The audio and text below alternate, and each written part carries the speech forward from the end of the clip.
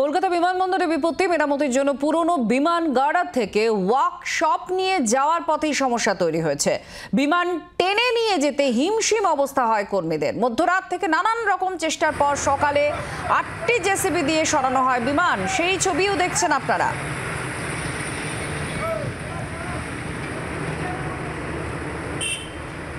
কলকাতা বিমানবন্দরে বিপত্তি, জেসিবি দিয়ে টেনে নিয়ে যাওয়া হয়েছে বিমান।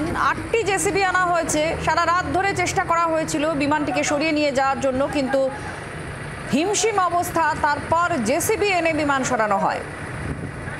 অয়ন ঘোষাল আমাদের প্রতিনিধির সঙ্গে আছেন। অয়ন, কি হয়েছে?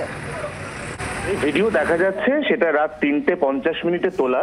বিমানবন্দরের 2.5 নম্বর গেট ছাড়িয়ে মাইকেল নগরের দিকে যেতে গিয়ে এই যে মেট্রোর কাজ হচ্ছে, সেই মেট্রোর কাজের জন্য ভাঙা পাঁচিল থেকে ভিডিওটি তোলা হয়েছে এবং ভিডিওটি ইতিমধ্যেই ভাইরাল। এবং ভিডিও অনুযায়ী এখনো পর্যন্ত বিমানবন্দর সূত্রে যা খবর, সেটা হচ্ছে পুরনো একটা ইন্ডিয়ান এয়ারলাইন্সের বিমান। এই বিমানটাকে দীর্ঘদিন ধরে গার্ডারে রাখার পরে ওয়ার্কশপে নিয়ে যাওয়া হচ্ছিল দুটো কারণে।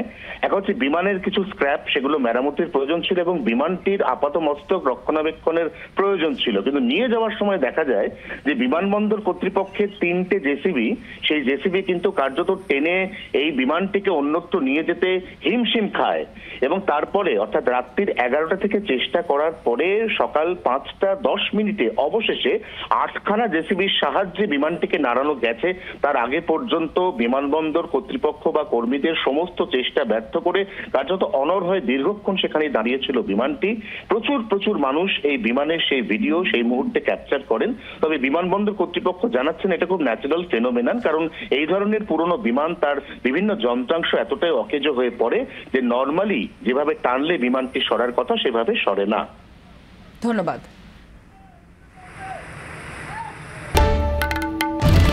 বাংলার আওয়াজ, বাঙালির আবেগ, জি 24 ঘন্টা।